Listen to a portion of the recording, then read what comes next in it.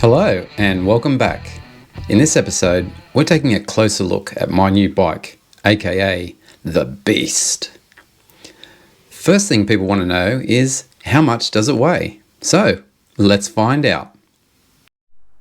Here we are with the digital scales, going to find out how much she weighs.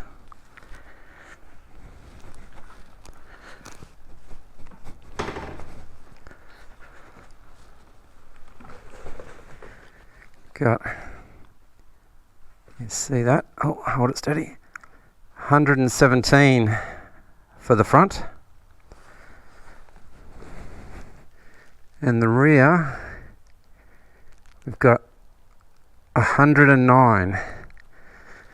So that's 109 plus 110, 127 kilos. 227 kilos. I asked some mates to come out and help me film some content. I should have asked some smarter mates because they couldn't really figure out the camera. Somehow they managed to change the settings on my camera so it took 1,000 photos instead of a video. The only actual video they managed to get was this. Sean, there's 5 of us here today. We want a free t-shirt. Where's our t-shirt, Shocky? Sometimes it's hard being the only normal one in my group of friends. Anyway, back to the bike. I'm here with the Beast, taking it on its first off-road outing. So this road's been freshly graded. Just being a little bit cautious because there's a lot of loose gravel on top. And it's the weekend, so there's other users out here. Cars, four-wheel drives, bikes, things like that. But so far, so good. She feels good. Yeah, once I stand up and use it like a dirt bike. Oh yeah, she feels good. This 21-inch front wheel has made all the difference in confidence and handling and just overall changed the feeling of the bike. It really is just like a big dirt bike now.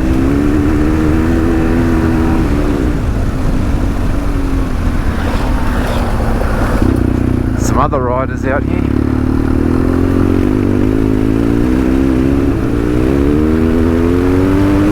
Oh yeah, I'm enjoying this. Careful, careful, careful.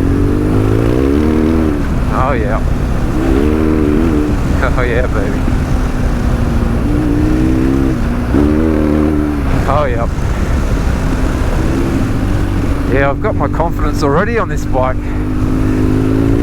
Whoa, a little bit too confident there. Whoa, slow down. I'm having a bit too much fun here.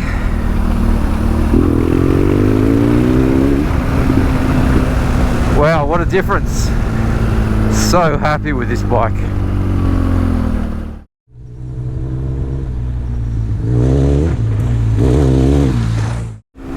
The more I'm riding this bike, the more confident I'm getting in it. One of the things I'm here to test today is the standard suspension. So I've got my budget. So if you remember from my first video, my budget is to keep this bike total cost under what a new bike costs. So we're going to say $20,000. Now I bought this bike for $9,000. I bought a few extras. I bought the wheels, I bought the exhaust, I bought, whoa, and made the tower and lights. So the price has gone up a bit, but then I've sold some parts. I sold the standard wheels and tyres, and I sold the pannier racks and panniers, sold the fog lights, and I sold a few other bibs and bobs. Still got some other stuff for sale too. So when I do my calculations, I'm only really $10,000 so far invested in this bike, which leaves me quite a bit of money left in my budget. And one of the things I was thinking about was suspension. I had my eye on, well, top line, or top of the line shocks from Tractive. And they do several different models, but they do a model called Extreme, which has high and low compression adjustment, rebound adjustment, preload, everything you want. But it also has a special, or a, yeah, maybe special is the word, also has a special anti-bottoming valve, I think they call it, so that when the shock comes to full stroke, it's got another valve or another piston in there that softens that final blow. And that's really what I think this bike needs, because while the standard suspension's doing a not bad job, it's actually pretty good doing this, I have found when I put it through a G out, it happened off camera and I don't really want to do it again. When I came into like one of these a bit fast and it bottomed out, I think it was the stand more than the bash plate, but it was a bit harsh the way it bottomed out. So what I want to test today is the standard suspension. Will it do or put up with what I want to put the bike through, or should I spend the money? And there's quite a bit of money. It's probably about $5,000 Australian by the time it gets landed here. And I put these, whoa, Tractive suspension shocks in there. Yeah, baby.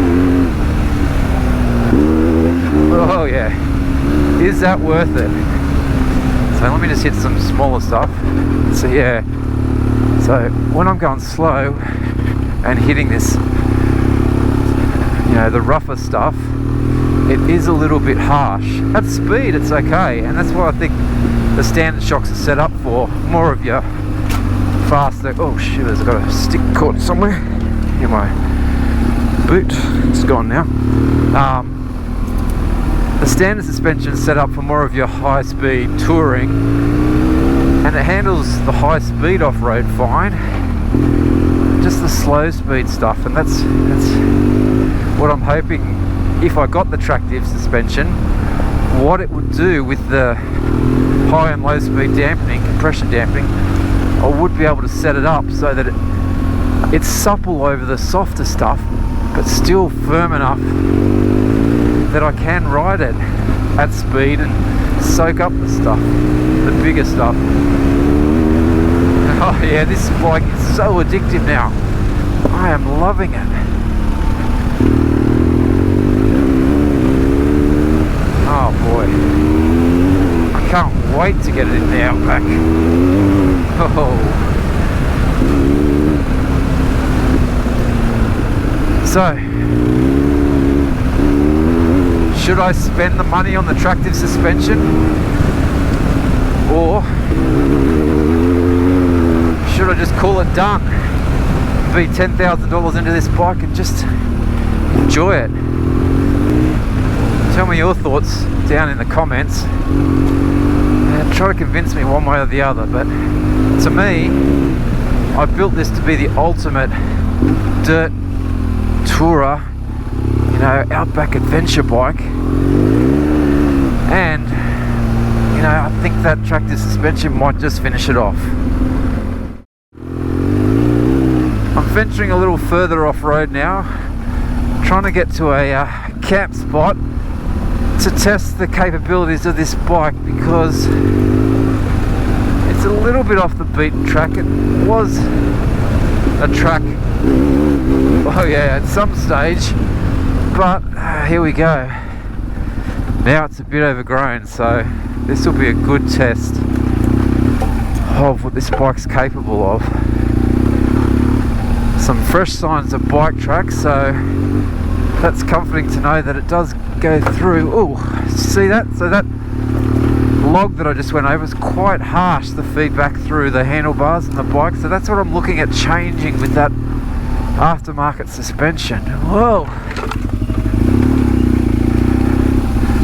Yeah, the track's changed quite a bit now.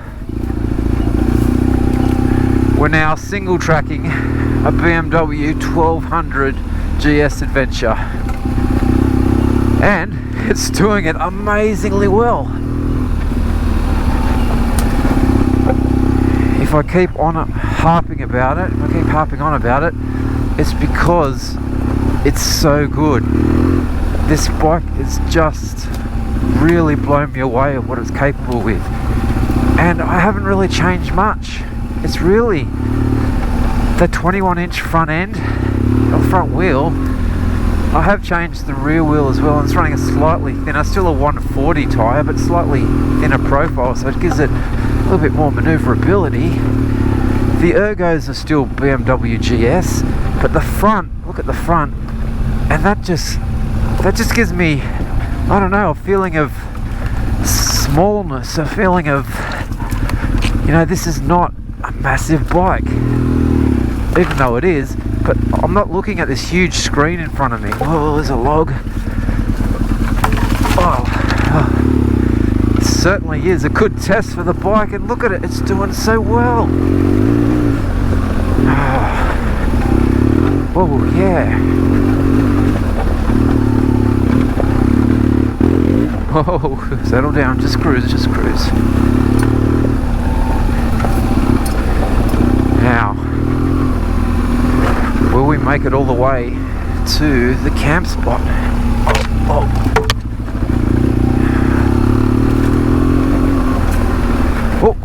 Oh, that was a bit scary. That was a log on an angle.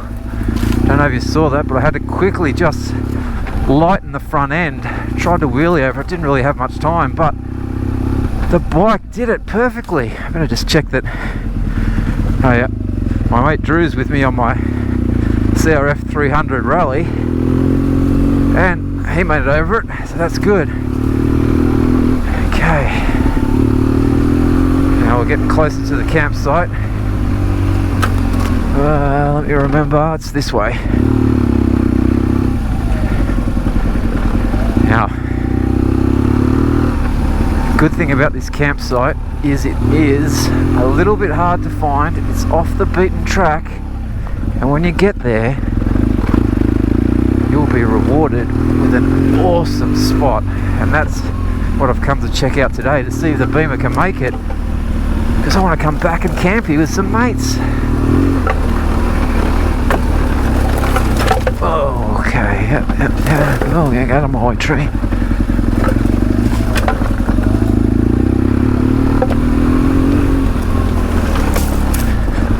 Logs.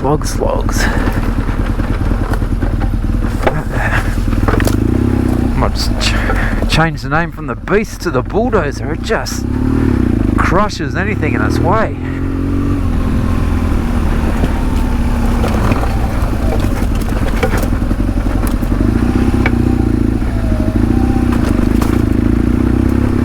Yeah, getting closer.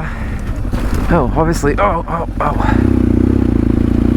Some bikes have been here recently. I can see bike tracks.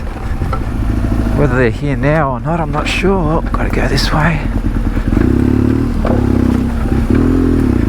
Okay, I can't really pop the front up enduro style, but I can get over most things. I've got over everything so far. Just pick a smart line with a big bike. Oh yeah, well this will be a test. There's some logs.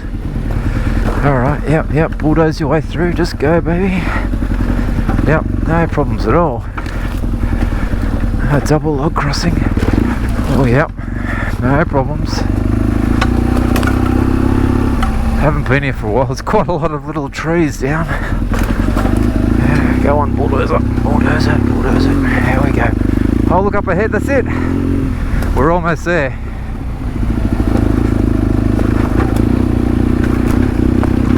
Okay. We've made it. This is it. How good is this? This is my secret campground. How good's this? Awesome. I know where we are. So the bike's done really well. We made it to my secret campground. Can't wait to come back here with a few more mates and camp. But the bike's done so well. While we're here at the campsite, I want to just have another look at the bike and go over in detail what we've done. So the big change, and I think what's made all the difference, is that 21-inch front wheel and the full knobby tyre. It's still got the telelever front end with the shock in there and the standard forks. Just the addition of this 21-inch wheel has totally changed the characteristics of the bike. It's given me more confidence, greater feedback, and I don't know if feedback's the right word, but just a better feeling for the front end. It's just confidence inspiring is what I call it, but it just feels normal. BMWs can sometimes feel a little bit funny with the telelever front end, but now it just feels normal, and I think that's what it is. The combination of the 21-inch front wheel and the full knobby tyre just makes it feel like a big dirt bike. What else have we changed? Well, we dumped the original exhaust system. We put on this Akrapovic, and those eagle-eye viewers might notice that I did a little mod to the flapper valve in there. I took it out completely. The motor's still there, so it doesn't throw up an error code, so it thinks it's working, but really there's nothing in there. I do have, and this is what I was talking about before, I've still got the standard suspension, and on this bike it's the electronic suspension, which is actually going not too bad. It goes well when I'm at a good speed, but on the slow stuff, on the bumpy stuff, that's where I'd really like some improvement. What else have we done? Well, we've taken off the crash bars. The big thing is we've stripped the front end. We've taken the standard BMW front end off, and I've built that. Now I've got my new oil cooler guard on, finish it off, and that's changed the way the bike looks, obviously, but changed the way the bike feels. It doesn't have the big beak sticking out, it doesn't have the big screen. It feels smaller and lighter. It feels, doesn't make sense, but it feels like a smaller bike just from that. And that's really all I've changed. One of the things you might have noticed is let's do its check. When I'm riding along, this yellow warning light's on, and that's there because it's saying error lamp front. I've changed from the original normal bulbs to these LED lights, and the computer doesn't like that, and I'm not sure how to change that just yet.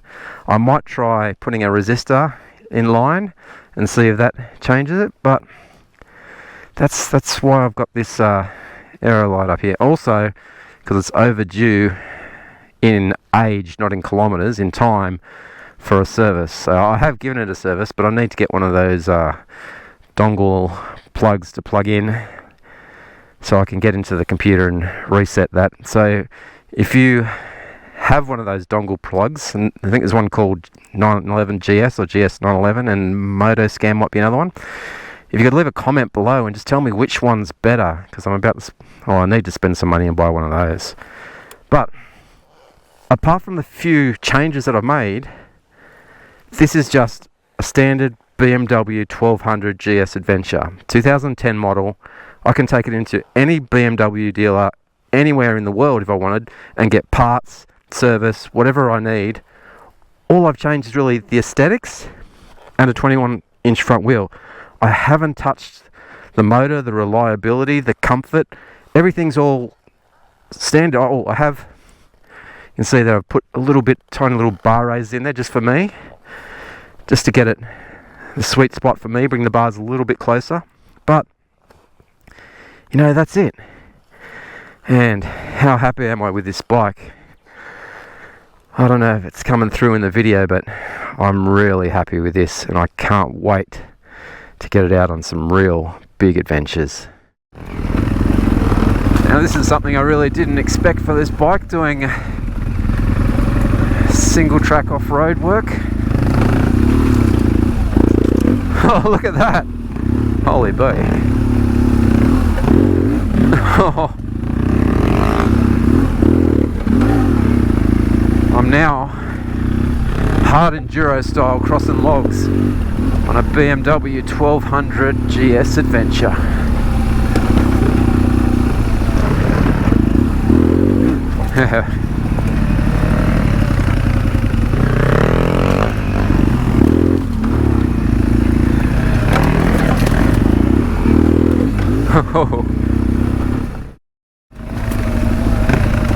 Not the place to be bringing the 1200 GS Adventure. Where's that log? But look at it go. Thank goodness someone's cut this log. Otherwise, you'd be seeing some real hard enduro skills there, me getting the bike over that. I think we've done it. I think we're almost out of the single track and back onto the main fire trail. So not main fire trails, but a fire trail. And the beast has done it well. And this bike is, I keep saying it, confidence inspiring. It just, when you're on it, it just doesn't feel its weight. 227 kilos, no way. Whoa, can you do that with 227 kilos? Probably. But this is just amazing. No one's coming from up there. We're back now on an actual fire trail, and the bike is in its element. Slipping and sliding, whoa, ripping and roosting. Whoa. Drew's out in front having some fun on my CRF 300, and the beast is just cruising along, eating it up.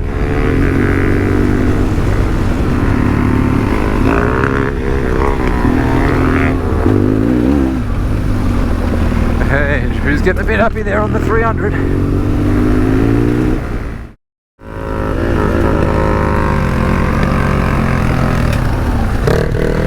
Oh. Alright. I had a bit of a ABS issue then.